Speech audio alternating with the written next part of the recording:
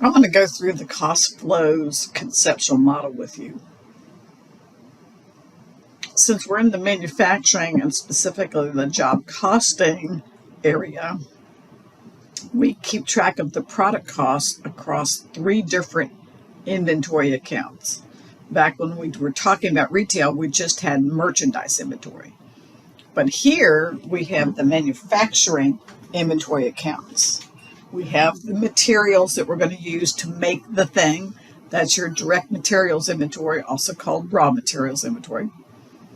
We have the work in process. These are the items that are on the factory floor. These are the ingredients, the materials that have been put on the factory floor. The workers are out there converting it into finished goods by assembling it or loading it into the machine or nailing it or whatever they're doing. When those things are done, it leaves work in process because it's not in process anymore. It is made or finished, and it goes to the finished goods inventory. So here on the screen, I just want to review what makes each of the accounts go up and what makes each of the accounts go down, and how do the costs flow across these accounts. Then we're going to talk about the predetermined overhead rate and how it interacts with these accounts, and what to do with any over or under applied or over or under allocated that comes up because we used a rate instead of just shoving actual overhead in there at the end of the period. So let's start with materials inventory, raw materials or direct materials, beginning balance. It goes up with purchases. So in a retail environment, purchases make the merchandise inventory account go up. But when you make the thing, you're not buying it. So the thing you're buying are the parts or the ingredients that you need. So the parts that you did not use are an ending here. The parts that you used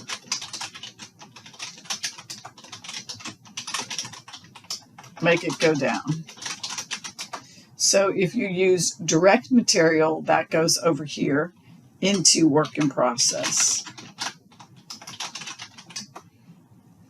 If you have indirect, that's down here. Keep track of all the actual overhead incurred by the business. This down here will be a sum of all the bills that are incurred, actually used up and paid. All right. So there is a subtotal here that the beginning materials plus the purchases of materials, those two combined, give you the materials available for use. If you subtract from that the ending, the stuff you didn't use, you get materials used, which can be split into direct and indirect. And of course, they'd have to give you enough data to do that split. I got to tell you how much of that used was indirect so you can get the direct, or how much of the direct so you can get to the indirect. Once you have that, then you have to know, put my arrows up here, that these two numbers match, that the materials you use go to the factory floor. You fill out a requisition from the material storehouse. Once you've got that paperwork in order, then they release the materials to you to be worked on or converted into completed goods, finished goods, in the manufacturing process. So direct materials come from that, direct materials used come from that direct materials inventory account. Then we have direct labor, and these are the workers that are doing the assembly or doing the converting the raw materials to a completed unit. And the other thing that goes in here is something called applied overhead. Sometimes it's called allocated overhead. That's not actual overhead. That's not the bills that are actually being paid. The actual goes down here, and we will compare the actual to the applied at the end of the period. Applied goes in. So the applied is a calculation that we're going to go through in a minute. that comes about because we have a predetermined overhead rate. And the applied is compared to actual. We will compare these two later. But for now, the applied is what gets pumped into work in process and becomes part of the manufacturing cost incurred this period or added this period. All right. And then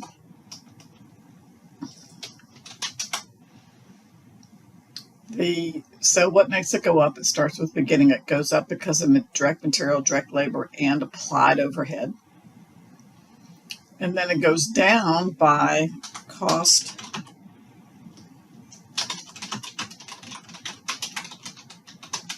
of goods manufactured. And in this case, your book talks about debits and credits, but in this case, I meant to mention that the left-hand side is an increase and the right-hand side is a decrease for all of these T accounts. That's not true for every debit and credits. If you go on to a later accounting course, you'll have to get a little bit more refined understanding of debits and credits, but you can assume for this series here that the left is an increase and the right is a decrease. And so if you see debits and credits, you don't need to worry with it. Now, take notice, cost of goods manufactured.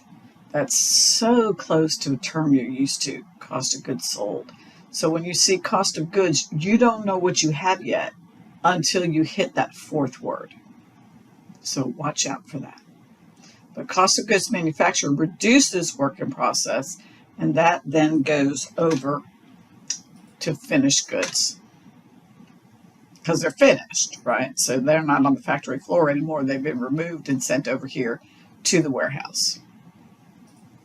Okay. All right, so that's it for work in process. Now for finished goods, you might have started off with some, and then you've got some that came from the factory floor being done. And then there's an ending, and then what makes finished goods go down? When you sell it. When you sell it. So cost of goods manufactured and cost of goods sold are not the same. So that fourth word tells you what you have. So be highly aware of that fourth word.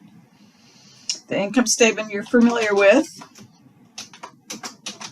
What we have now is a slight nuance, and that is that cost of goods sold that comes out of finished good is unadjusted. And we have to adjust for any under or over applied overhead, which we will do.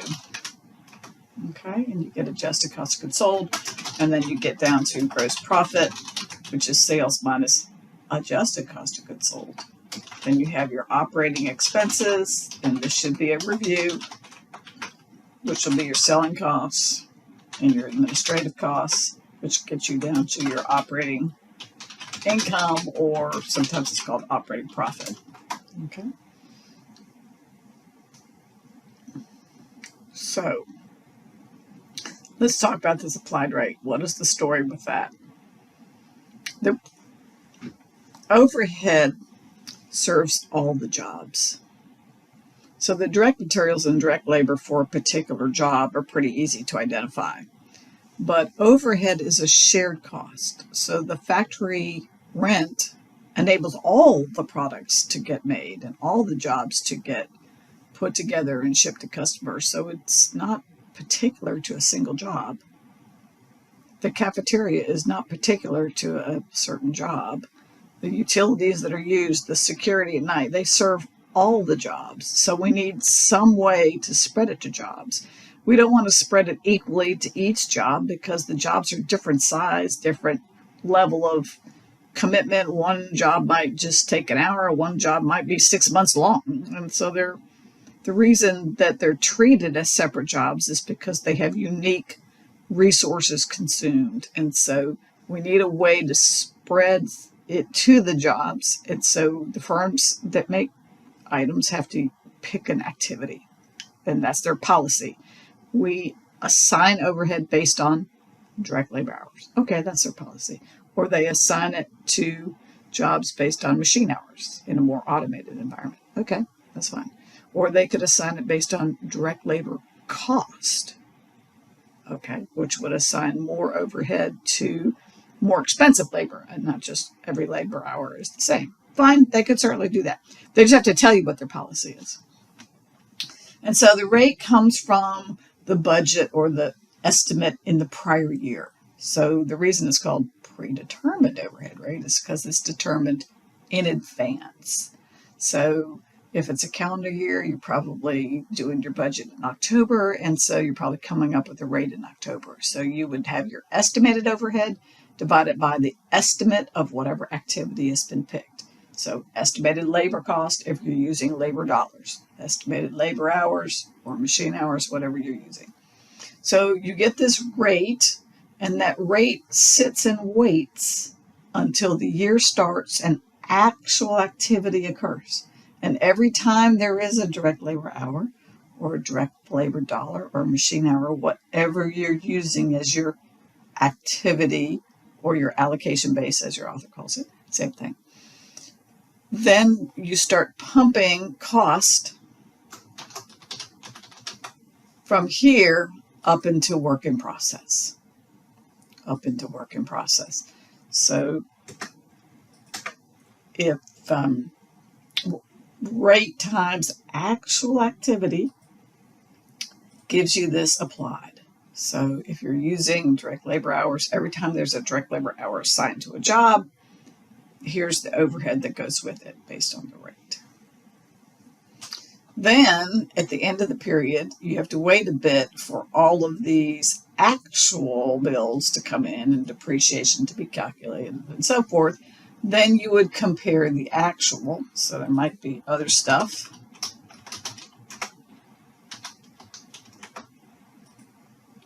Lots and lots of other stuff. And then there'd be an actual total for all of those. So you would compare the actual to the applied. If you have pumped too much into work in process, so applied is greater than actual, then work in process is a little bit too big, cost of goods manufactured is a little bit too big, it's a little bit too big over here, cost of goods sold is a little bit too big, and so the unadjusted cost of goods sold is a little bit too big. So then you would reduce the cost of goods sold to get to adjusted here. If the applied was less than the actual, you didn't put quite enough in the work in process, and so it's a little bit too small. Cost of goods manufactured is a little too small. Cost of goods manufactured and finished goods, a little bit too small. Cost of goods sold, a little bit too small, so you would add the underapplied to get the adjusted cost of goods sold. So I want you to use this theory every time you see a problem and figure out where on this conceptual grid is this problem working. And where, if you're given a lot of data, populate this grid, then see what they want.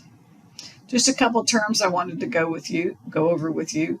The beginning and the purchases gives you the cost of materials available for use.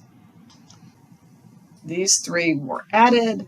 These four are total manufacturing costs in work in process. And then, of course, the cost of what was finished is subtracted from total manufacturing cost in order to get the cost of goods made. In finished goods, the beginning plus the new stuff that you made is goods available for sale. And you've seen that term before in the inventory chapter in the prior class. Cost of goods available for sale is the beginning plus the cost of goods manufactured. And then you would subtract out what didn't get sold to get cost of goods sold. All right, let me know if you have questions.